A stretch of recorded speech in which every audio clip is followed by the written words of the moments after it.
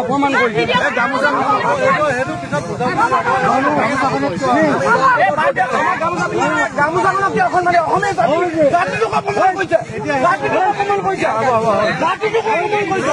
নমস্কাৰ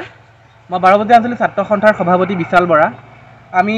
জানিব পাই অতি দুখিত হৈছোঁ যে যোৱাকালি পঞ্চায়ত নিৰ্বাচনৰ ফলাফলত বাৰবতী আঞ্চলিক পঞ্চায়তৰ সদস্য হিচাপে বিজয়ী হোৱা বিজেপি দলৰ প্ৰাৰ্থী শ্ৰীমতী টুটুমণি ডেকাদলৈৰ নিৰ্বাচনী বিজয় উল্লাসৰ মাজত এক অভব্য আৰু জাতিক কলংকিত কৰা আচৰণে আমাক অধিক লজ্জা অনুভৱ কৰাইছে। ঘটনা সন্দৰ্ভত এইটোৱে যে যোৱাকালি বাৰবতী আঞ্চলিক পঞ্চায়তৰ সদস্য হিচাপে বিজয়ী হোৱা বিজেপি দলৰ প্ৰাৰ্থী শ্ৰীযুতা টুটুমণি ডেকাদলৈৰ বিজয় উল্লাসৰ মাজত তেখেতৰ এক সতীৰ্থই তেখেতক শুভেচ্ছা জনোৱাৰ সময়ত তেখেতক এখন ফুলাম গামোচাৰে আদৰণি জনায় আৰু সেই আদৰণি জনোৱাৰ সময়তে তেখেতৰ নিজ স্বামী শ্ৰী জিতু ডেকাদলৈয়ে সেই গামোচাখন তেখেতৰ কান্ধৰ পৰা দলিয়াই দি এক জাতিক কলংকিত কৰা আচৰণৰ সৃষ্টি কৰিছে, যাৰ ফলত আমি বাৰবতী আঞ্চলিক ছাত্ৰ সন্থাৰ লগতে সদৌ অসমবাসীয়ে অসমীয়া হিচাপে আজি লজ্জাবোধ অনুভৱ কৰিছোঁ আৰু তেখেতে কৰা এই দুৰ্ব্যৱহাৰৰ প্ৰত্যুত্তৰ অতি সোনকালে আমাক দিব লাগিব আৰু তেখেতে ৰাজহুৱাভাৱে ক্ষমা বিচাৰিব লাগিব, নহ'লে বাৰবতী আঞ্চলিক ছাত্ৰ সন্থাই অতি সোনকালে তেখেতৰ ওপৰত বিহিত ব্যৱস্থা ল'বলৈ বাধ্য হ'ম।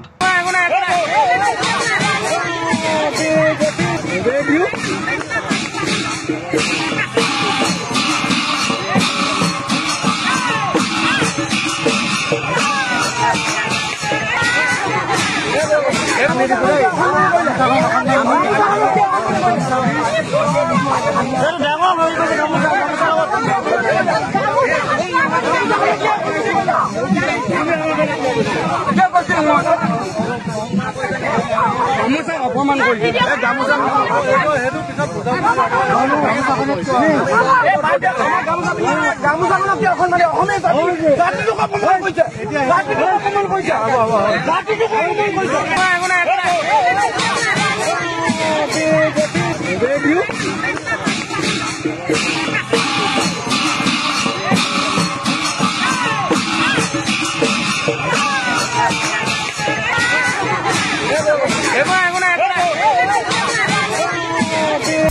আপুনি বিচৰা বাতৰি পাব কেৱল নিউজ 18 এপত। নিউজ 18 এপ ডাউনলোড কৰিবলৈ স্কেন কৰক এই QR কোড। গুগল প্লে ষ্টৰতো পাব এই নিউজ 18 এপ।